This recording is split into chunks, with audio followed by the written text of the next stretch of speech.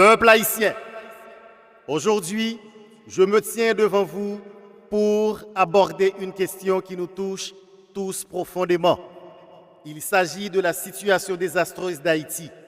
Ce pays qui autrefois portait l'espoir d'un nouveau monde après sa lutte pour l'indépendance est aujourd'hui englué dans des défis insurmontables, souvent exacerbés par l'ingérence et le mépris de ceux qui devraient être des alliés.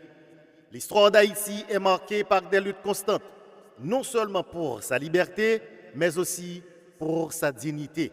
Après avoir réussi à s'affranchir de l'esclavage en 1804, Haïti a été contrainte de faire face à une dette dite de l'indépendance, mais vraiment insupportable, imposée par la France en 1825. Cette dette d'une somme astronomique a entravé le développement du pays pendant plus d'un siècle, plongeant sa population dans la plus extrême pauvreté.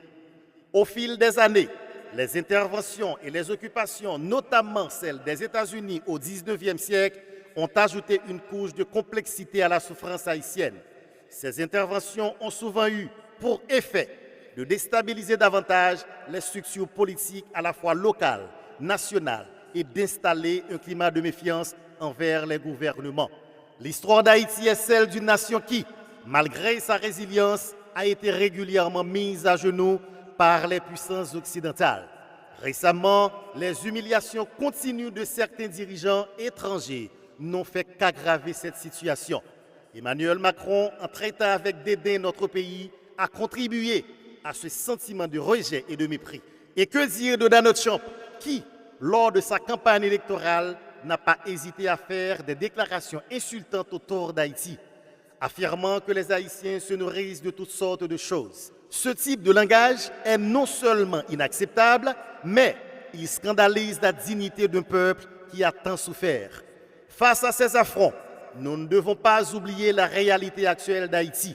Le pays est en proie à une violence exponentielle avec la montée des gangs et l'effondrement des infrastructures de base. Dans ce contexte, certaines voix en République dominicaine profitent des préjugés historiques pour alimenter un climat de tension entre les nations.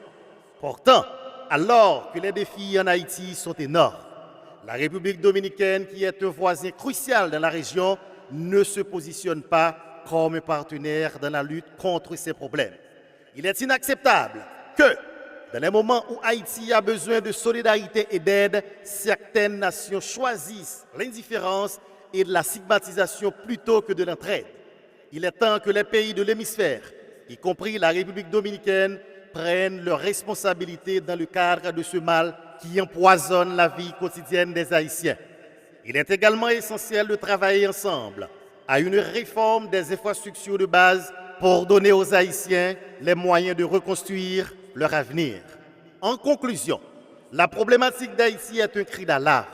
Ce n'est pas seulement l'affaire des Haïtiens, mais celle de l'humanité tout entière. Nous devons nous rassembler, faire entendre notre voix et unir nos forces pour briser le cycle du mépris et d'abandon. Richie Harley Larivière, classe Nyolouk, Florence Sellouche Blondedi Ferdinand, Morvan Tété Johnson Napoléon, l'Église La Couille. Travaillons ensemble pour restaurer la dignité et l'avenir de notre cher Haïti chéri. Haïti devant, plus force, Catherine Flan.